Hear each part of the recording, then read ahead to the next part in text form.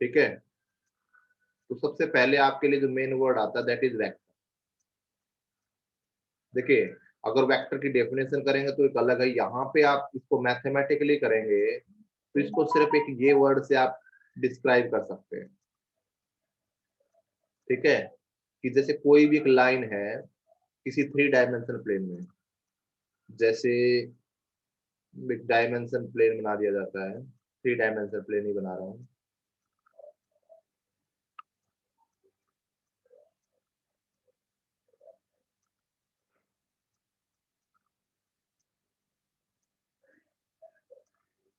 यहाँ से कर लोगी, चलो कोई नहीं।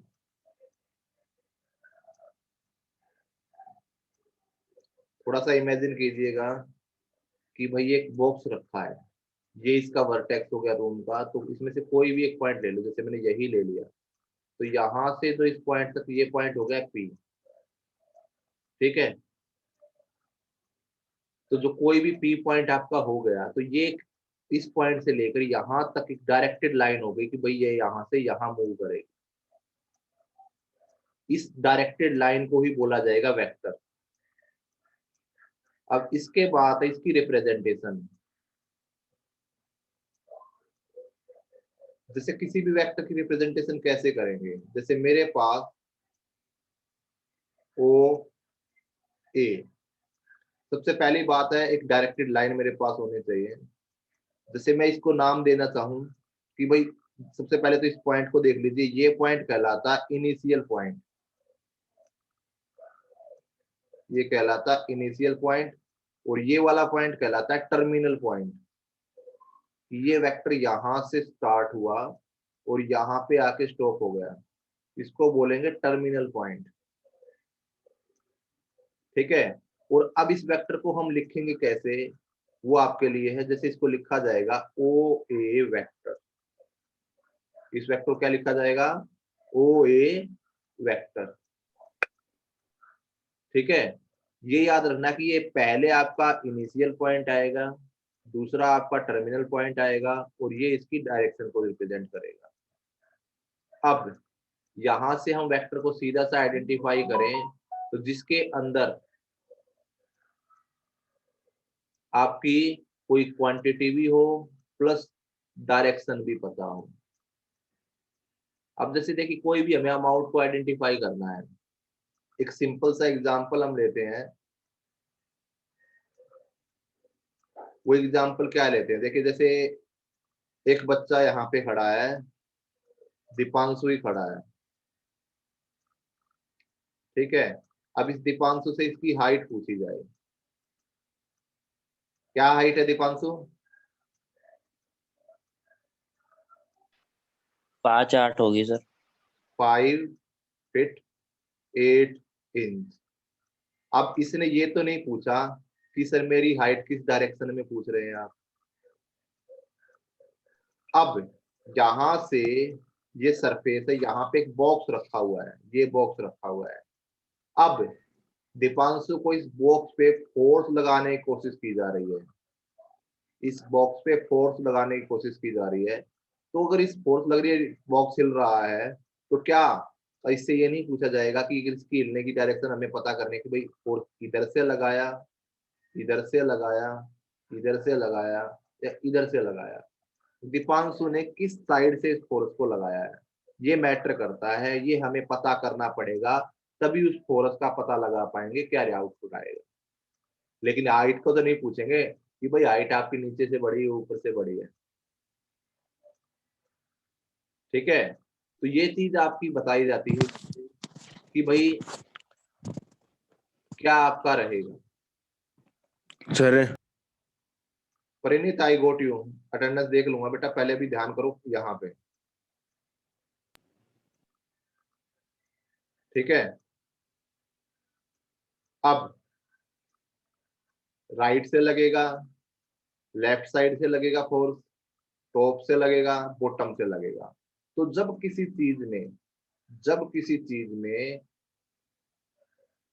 मेन चीज अब बात करूंगा मैग्नीट्यूड, मतलब उसके अंदर कितनी क्वांटिटी वैल्यू कितनी है, प्लस डायरेक्शन हो, तो हम कहेंगे इट इज ए वेक्टर। अब इसमें तो सिर्फ मैग्नीट्यूड है, वैल्यू है, ये तो नहीं पता किस डायरेक्शन से आ रही है, तो इसको हम कहेंगे खाली स्केलर, ये एक स्केलर क्वांटिटी है। अब जैसे कोई भी लाइन ए बी है, लाइन सेगमेंट ए बी है, तो इसकी हमें नहीं पता इधर से करें इधर से करें, इसके लिए कोई ऐसी पर्टिकुलर चीज नहीं है। लेकिन अगर डायरेक्टेड लाइन की बात करेंगे तो उसमें हमें इनिशियल और टर्मिनल पॉइंट दोनों पता करने पड़ेंगे। तो यहाँ पे स्केलर क्वांटिटी कही जाती है 5 सेंटीमीटर की लाइन है। अब ये तो ना कहेंगे 5 सेंटीमीटर इधर है सर, इधर है, इसे है, ऐसे है, कैसे भी हो, ये तो कैसे भी हो, लाइन तो ऐसे भी हो सकती है, ऐसे भी हो सकती है, ऐसे भी हो सकती है, कोई प्रॉब्लम ही नहीं है हमारे लिए। तो जब किसी लाइन में कोई प्रॉब्लम नहीं है, लेकिन अगर किसी वेक्टर की हम बात करें, डायरेक्टेड लाइन की बात करें, तो वो पक्का बता ही जाएगी। जैसे मैं एक एग्जांपल ले लूं आपके लिए कि भाई एक ऐसी लाइन है विच इज मेकिंग, इसे ईस्ट डाल लेता हूँ, इसे वेस्ट डाल लेता हूँ, इसे सॉरी ये वेस्ट और ये नॉर्थ और ये साउथ, कि भाई नॉर्थ टू ईस्ट 40 डिग्री का एंगल बना रही है और आउटपुट कितना है 10 यूनिट्स है। तो जो 40 डिग्री के साथ 10 यूनिट आपकी कन्वर्ट हुई, तो ये किस में चला जाएगा, vector, it will be become initial point and it will B terminal point. लेकिन एक चीज जरूर है, ये लाइन थोड़ी सी, अभी थोड़े उसके बारे में बाद में थोड़ा बात करेंगे कि इस तरह से कोई मूवमेंट है कि भाई ये लाइन इधर पॉइंट ऐसे एक ही एंगल में इसके चारों इस तरफ घूमती जाए, डायरेक्शन यही है, इधर सी हो जाए जिसमें यहाँ भी 40 डिग्री है। क्योंकि 3 डायमेंशनल प्लेन को समझने की जरूरत है थोड़ा सा, कि 3 डायमेंशनल प्लेन में एक वर्टेक्स के साथ जरूरी नहीं है कि एक ही पॉइंट आपका 40 डिग्री एंगल बनाता है, there can be infinite point. Okay, इसके बाद एक किसी ये तो मैंने बता दिया, जब किसी वेक्टर के आपके 2 पॉइंट है, एक टर्मिनल पॉइंट आपको दे रखा है, एक इनिशियल पॉइंट दे रखा है, इसको हमने कॉल किया कि ये एक ए बी वेक्टर होगा, इसकी रिप्रेजेंटेशन हमेशा इसी तरीके से होगी। दूसरा तरीका हम क्या कर देते हैं, कई बार इसको एक पॉइंट नाम दे दिया जाता है और इसे कह दिया जाता है that will be considered as a vector, कि भाई जो ये ए बी वेक्टर है इसे हम ऐसे भी नाम दे देते हैं ए वेक्टर। ठीक है, अब किसी भी वेक्टर का, किसी भी एक पहले बात करते हैं हम पोजीशन वेक्टर। सबसे पहले तो ये पोजीशन वेक्टर है क्या, ठीक है। देखिए कोई भी एक 3 डायमेंशन प्लेन हमारे लिए हो गया, ये पॉइंट मैंने पी ले लिया, इस इनिशियल पॉइंट से टर्मिनल पॉइंट हो गया, तो ये कहलाएगा कि भाई अगर मैं कहूँ यहाँ से जो पर्टिकुलर इसका डिस्टेंस है एक्स पे, वो एक्स है, एक्स एक्सिस पे, यहाँ पे वाई है और यहाँ से ये जेड है। ठीक है, तो इस पॉइंट की लोकेशन हो सकती है एक्स वाई जेड किसी 3 डायमेंशन प्लेन में। बनाने के लिए ये एक बना देता हूँ,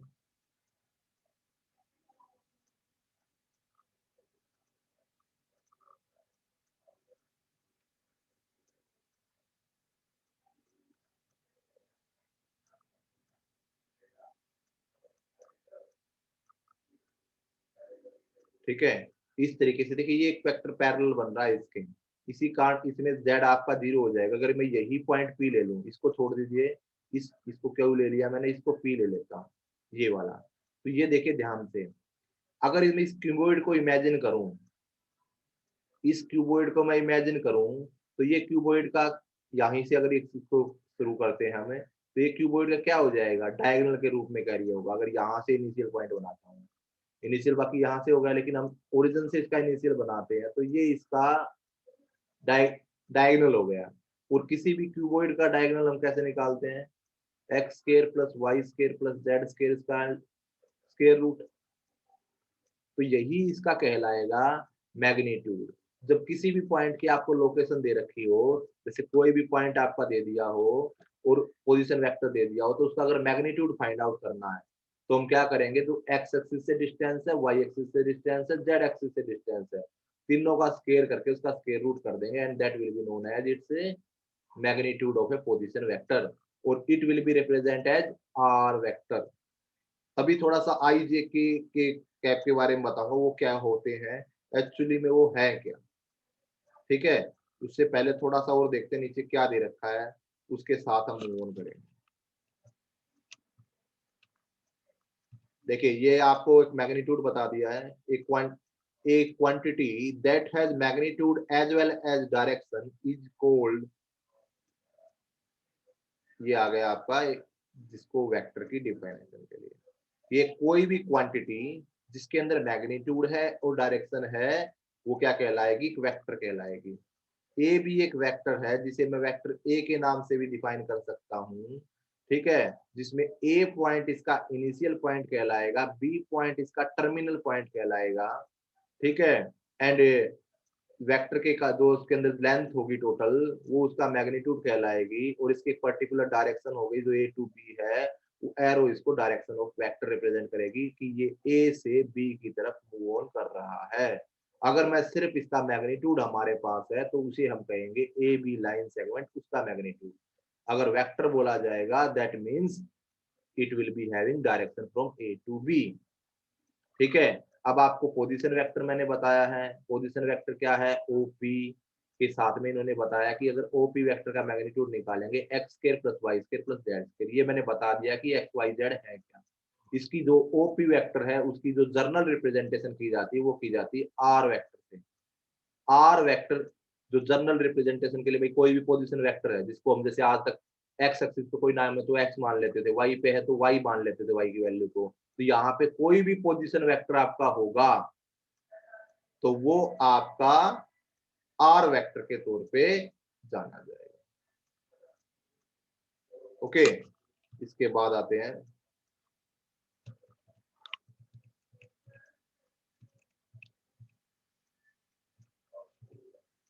ठीक है, अब देखिए डायरेक्टेड लाइन के बारे में बता दिया आपको,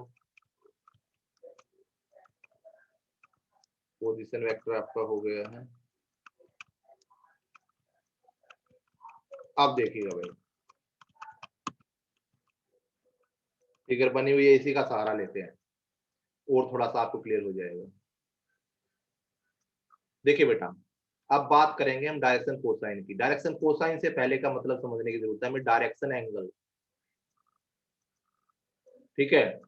सबसे पहली चीज देखिए कि इन्होंने सिंपल सा बना दिया है, क्यूबॉइड बन गया ना, ये इन्होंने पॉइंट ले लिया एक पी जो आर वेक्टर को रिप्रेजेंट कर रहा है, मतलब एक पोजीशन वेक्टर को रिप्रेजेंट कर रहा है। एक्स वाई जेड इसके कोऑर्डिनेट्स हैं, मतलब ये पॉइंट जो एक्स से है that is x, that is y and that is z. और पहली और बता दूं ये जो पॉइंट है ये डिस्टेंस हमेशा देखिए यहाँ पे सिंबल बना रखा है, इस पॉइंट से परपेंडिकुलर है, इस पॉइंट से नजर नहीं आ रहा होगा बट आप 3 डायमेंशन के कारण इसको इमेजिन कर सकते हैं, खाली दिखेगा नहीं कि ये 90 है।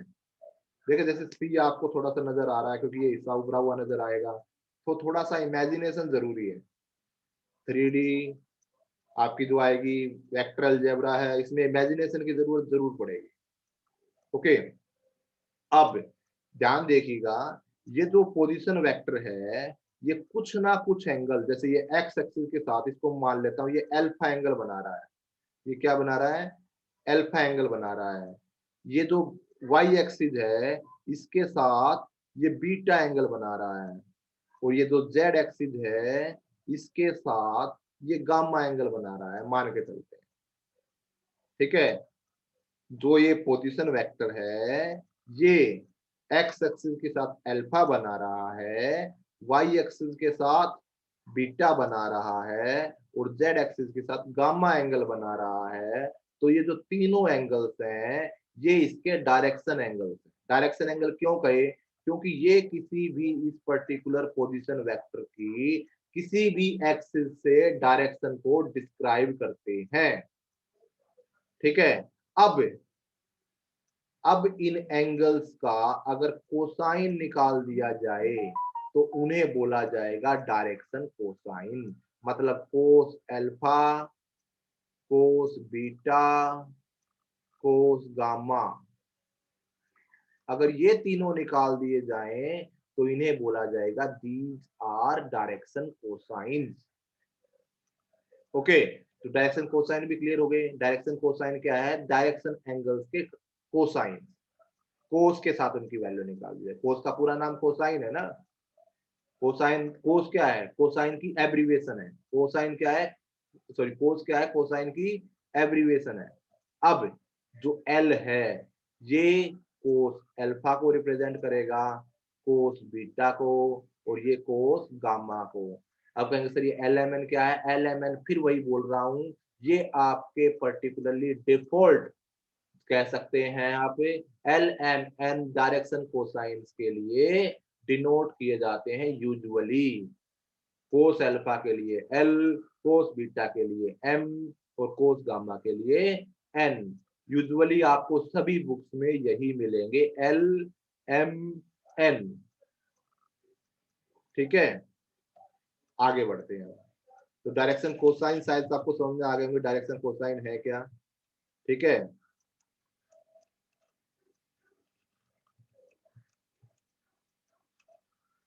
अब एक चीज और रह गई बेटा, इस कोसाइन को अगर, पहली बात मेरे पास एंगल तो आ गया, एक चीज यहाँ पे ये दिखते ही याद आ गया मेरे को कि डायरेक्शन कोसाइन तो आ गई, क्लियर हो गई बात।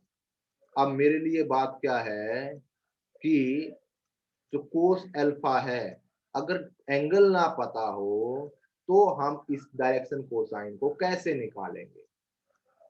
डायरेक्शन कोसाइन कैसे निकलेगा, cos alpha will be equal to, alpha किसके साथ है, एक्स एक्सिस के साथ एंगल है, तो एक्स बाई आर वेक्टर का magnitude, x by r vector का मैग्नीट्यूड। तो कोस बीटा कैसे निकलेगा, वाई बाई वाई वेक्टर का मैग्नीट्यूड।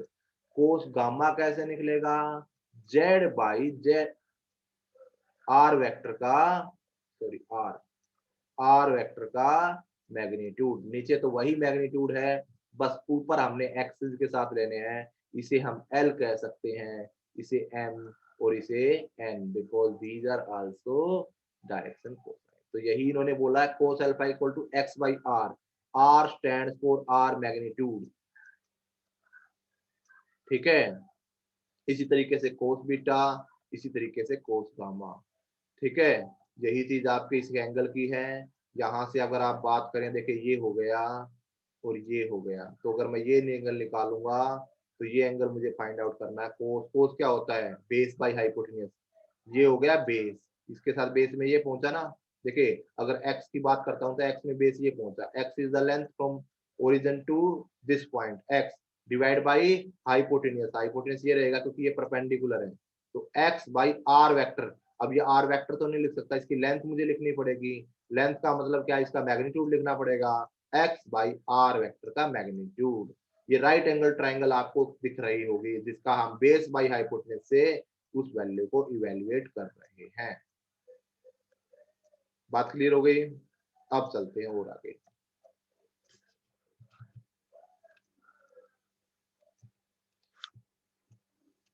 ठीक है, अब यहां से एक चीज और यहाँ पे आपके साथ है, डायरेक्शन रेशियोज के साथ। डायरेक्शन कोसाइन आपको क्लियर हो गए हैं, अब डायरेक्शन रेशियोज। ठीक है, अब यहां से इन्होंने देखिए एक चीज बता दिया आपको कि भाई एल की जो एक्स की वैल्यू उसे क्या कह सकते हैं, एल आर कह सकते हैं, जो वाई की वैल्यू से क्या कह सकते हैं, एम आर कह सकते हैं, और जेड की वैल्यू क्या कह सकते हैं, एन आर कह सकते हैं। ठीक है, अब ये जो ए बी सी है, अब ध्यान से सुनना बेटा, अगर मैं इन तीनों को प्रपोर्शनल रख दूं, तीनों को प्रपोर्शनल रख दूं, तीनों क्वांटिटीज को, और उन्हें डिनोट कर दूं ए बी सी से, उन्हें डिनोट कर दूं ए बी सी से, तो ये कहलाएंगे डायरेक्शन रेशियोज, ये कहलाएंगे डायरेक्शन रेशियोज। तो डायरेक्शन रेशियोज क्लियर हुई आपको। डायरेक्शन रेशियोज क्या है, डायरेक्शन कोसाइंस के एक तरीके से उनकी रेशियो, उनके प्रपोर्शनल लिखना ही डायरेक्शन रेशियोज है। एक चीज और यहां से आप आइडेंटिफाई कर सकते हैं, ये चीज याद रखना कि जो आपके एल एम एन है, अगर उनके स्क्वायर का सम कर दिया जाए that will be always equal to 1, but अगर उनकी जो रेशियो प्रपोर्शनलिटी को अगर किया जाए that is not equal to 1। ठीक है, तो यहां से हम LMN को तो रख सकते हैं कि उनके स्केयर का sum always equal to 1, but their ratios square sum will not be equal to 1। अब बात करेंगे टाइप्स ऑफ वेक्टर्स की। इंपोर्टेंट बातें बता रहा हूं बेटा, ये आपको पता होंगी। अभी थोड़ा सा इसके बारे में और डिस्कस करेंगे, थोड़ा सा अभी कंफ्यूजन रहा होगा आपको डायरेक्शन के रेशियोज और डायरेक्शन कोसाइन के बारे में।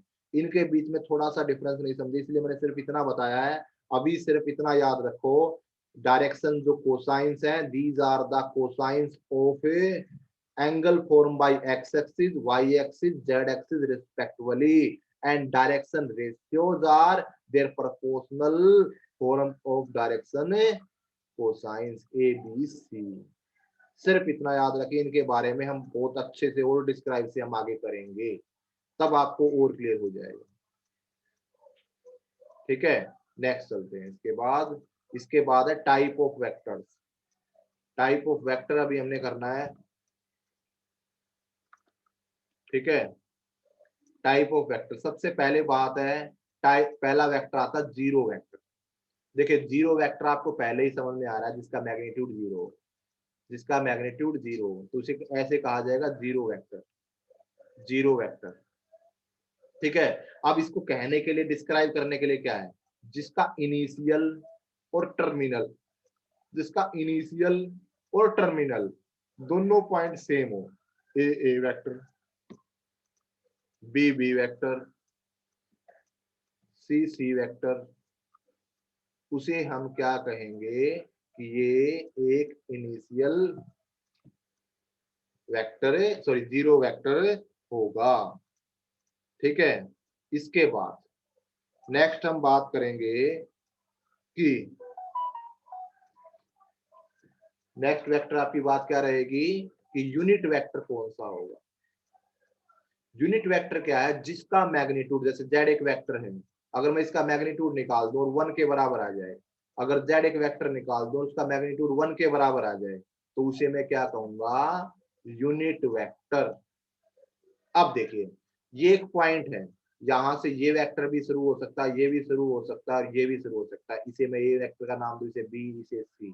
अब मैं इनिशियल और टर्मिनल पॉइंट को सेम ना रखते हुए कर रहा हूं। ठीक है, ए vector, B vector, C vector, तीनों अलग अलग हो गए हैं।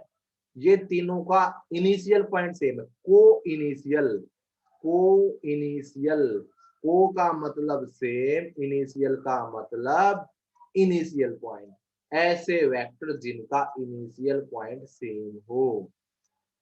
अब कोलिनियर वेक्टर, देखिए यहां ऐसा नहीं होता कि कोलिनियर एक ही लाइन पे लाई करते हो।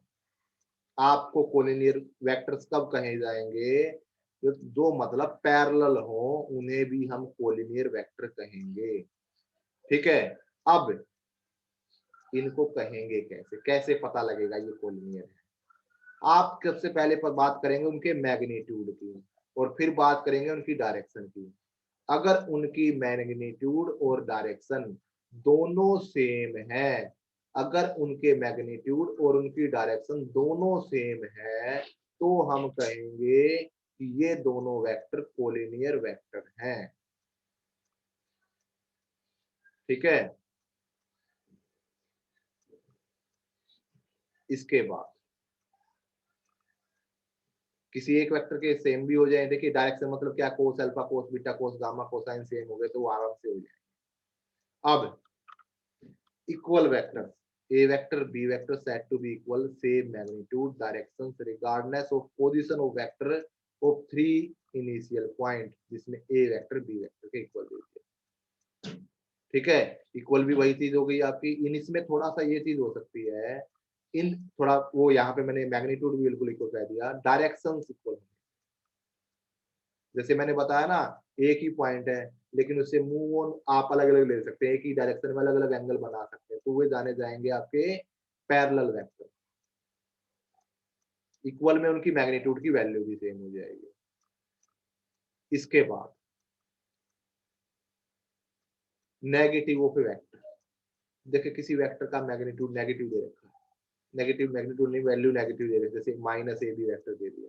इट मींस इसमें इन्होंने इनिशियल और टर्मिनल पॉइंट को इंटरचेंज कर दिया है, मतलब ये एक B A vector.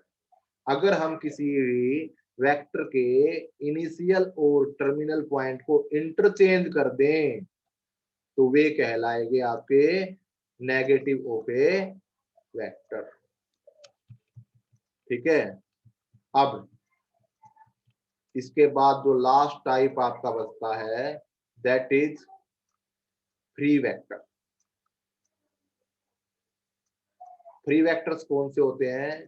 The subject to its parallel displacement without changing. देखिए एक वेक्टर ये है, इसी सेम वेक्टर को इनिशियल ये है, टर्मिनल ये है, सेम डायरेक्शन में इसको मैं चेंज कर दूं यहाँ पे, तो एक वेक्टर हमेशा कैसा कहलाता है कि हम फ्री वेक्टर की बात करेंगे। और इस पूरे वेक्टर में आपके जितने भी वेक्टर्स आएंगे सारे फ्री वेक्टर्स होंगे, मतलब हम उनको चेंज कर सकते हैं। मतलब एक एरो का है, एक कोई तीर आपके हाथ में मान के चलो, उस तीर को सेम डायरेक्शन के साथ सेम उसकी वैल्यू रहेगी, मैग्नीट्यूड तो सेम रहेगा, उसको हम सेम मूव ऑन कर सकते हैं, सेम उसको हम इधर उधर कर सकते हैं, सेम डायरेक्शन के साथ। ये यहाँ रहा तो इसकी वैल्यू ने यहाँ ले ली तब भी सेम, यहाँ ले ली तब भी सेम। तो ये सारे वेक्टर कैसे कहलाते हैं? Free vectors. कैसे कहलाएंगे? फ्री वेक्टर जाने जाएंगे। अब देखिए बेटा ग्राफिकल रिप्रेजेंटेशन, जैसे 40 kilometre 30 degree west to south. देखिए ये साउथ था, साउथ से वेस्ट की तरफ चले गए 30 डिग्री और ये 40 किलोमीटर है। ये हो गई इसकी ग्राफिकल रिप्रेजेंटेशन, काम खत्म हुआ। ठीक है। अब इसके बाद हमारा क्या है? क्लासिफाई करना है हमने कि भाई ये कौन कौन से वेक्टर्स हैं। ठीक है, तो इनके लिए हम सीधे अब एक्सरसाइज पे चलते हैं बेटा। यहाँ से ही आपको पता लग जाएगा कि कौन कौन सी बात आपकी हो रही है। ठीक है। अब सबसे पहले देखिएगा, सबसे पहला क्वेश्चन, एक वेक्टर की ग्राफिकली रिप्रेजेंटेशन हमें असेसमेंट करनी है, जिसको उन्होंने दे दिया है कि भाई अब वही काम हम करेंगे। ये मैंने ले लिया एक वेक्टर, प्लेन ले लिया हमने। अब इसमें ग्राफिकली रिप्रेजेंट करना 40 किलोमीटर, ये ईस्ट, ये वेस्ट, ये नॉर्थ, ये साउथ। अब इसने क्या कहा? ईस्ट ऑफ नॉर्थ, नॉर्थ का ईस्ट यही हो गया। एंगल कितने डिग्री का बनना चाहिए? 30 डिग्री का बनना चाहिए। और ये कितना होना चाहिए? 40 किलोमीटर। यहाँ 40 किलोमीटर है, 30 degree, that will be known as displacement of 40 kilometre 30 degree. Clear हो गई बात? ये ग्राफ आपने बनाना। अब इसने देखिए हमें यहां से बात करने की, भाई ये स्केलर क्वांटिटी है या ये वेक्टर क्वांटिटी 10 किलोग्राम। अब 10 किलोग्राम आपसे वजन के लिए कहूं तो ये कहेंगे किस डायरेक्शन का 10 किलोग्राम है, तो ये कैसी क्वांटिटी हो गई? स्केलर क्वांटिटी हो गई। अब इसके बाद इन्होंने कहा 2 metre north west, 2 metre north west. तो इसके अंदर इसमें क्या हो गया भाई? डायरेक्शन भी बता दी कि भाई नॉर्थ वेस्ट पे जाना है, और भाई 2 मीटर भी बता दिया। तो ये आपकी वेक्टर क्वांटिटी हो गई। 40 डिग्री ये बता रखा है कि 40 डिग्री भाई ईस्ट में बनेगा, वेस्ट में बनेगा, किसके किधर बनेगा, डिग्री कहीं पे बना दी, यहाँ से यहाँ बना दिया मैंने, इसको मैं ऐसे 40 डिग्री बना दूं। तो डायरेक्शन तो कुछ है ही नहीं, इट मीन्स ये आपकी स्केलर क्वांटिटी में जाएगा। अब है 40 वाट। ठीक है। अब 40 वाट है आपका बल्ब है, डायरेक्शन के उसमें जाएगा, तो ये भी आपका स्केलर क्वांटिटी में जाएगा। ठीक है। इसके बाद है 10 की पावर 19। अब सीधी सी बात है, 10 की पावर 19 तो कोई क्वांटिटी तो है, नीचे 1/10 की पावर 19 कह दूंगा, तो ये भी आपकी स्केलर क्वांटिटी में जाएगा। 10 मीटर पर सेकंड स्केयर। देखिए बेटा अगर मैं बात करता 3 मीटर पर सेकंड, तो इसको मैं कुछ नहीं बता सकता ये स्केलर है या ये वेक्टर है, बिकॉज 3 मीटर पर सेकंड आपका किसी डिस्टेंस का भी हो सकता है, स्पीड भी हो सकती है। अगर स्पीड है तो स्केलर में जाता, वेलोसिटी होती तो वेक्टर में जाता, लेकिन यहाँ सेकंड स्केयर दे दिया तो इसे पर्टिकुलर किस में लेके जाएंगे? वेक्टर में लेके जाएंगे। इसके अंदर आपकी वेक्टर क्वांटिटी होगी जो टाइम और ड्यूरेशन को बताएगा, इसीलिए पर सेकंड के साथ होगा तो आपको पूरी नोटेशन मिलेगी। Classify the following as scalar और वेक्टर। टाइम पीरियड, कोई भी टाइम पीरियड है, जैसे मैं टाइम पीरियड के लिए कोई भी कह दूं कि भाई 10 घंटे के लिए, 10 घंटे है, कोई डायरेक्शन के साथ तो ना हो रहा है, तो ये आपका स्केलर में जाएगा। डिस्टेंस, आपका डिस्टेंस 10 किलोमीटर, 10 किलोमीटर है तो कैसा जाएगा, स्केलर क्वांटिटी में जाएगा। फोर्स, फोर्स जैसे हमने एग्जांपल भी लिया था, वेक्टर में जाएगा। वेलोसिटी, वेलोसिटी हमेशा किसी डायरेक्शन के साथ होती है, ठीक है, तो ये भी वेक्टर में जाएगा। वर्क डन, वर्क डन तो यही है ना कि आपने 10 इतना काम कर दिया है, तो ये तो ना कि इस डायरेक्शन में काम किया है, तो ये स्केलर क्वांटिटी में जाएगा। इसके बाद सबसे पहले एक चीज है बेटा, तो सबसे पहले यहाँ पे बात हो रही है को इनिशियल पॉइंट की। को इनिशियल, देखिए ये जो दो वेक्टर इनका ये पॉइंट सेम है, ये एरो देख लेना, कहीं इसको और इसको इनिशियल बस बोल देना। यहाँ से यहाँ टर्मिनल पॉइंट मिल रहा है, इसका इनिशियल पॉइंट मिल रहा है। यहाँ देखिए A vector and D vector, A vector and D vector दोनों का इनिशियल पॉइंट सेम है, तो ये दोनों कैसे कहलाए, इनिशियल कहलाए, को इनिशियल कहलाए।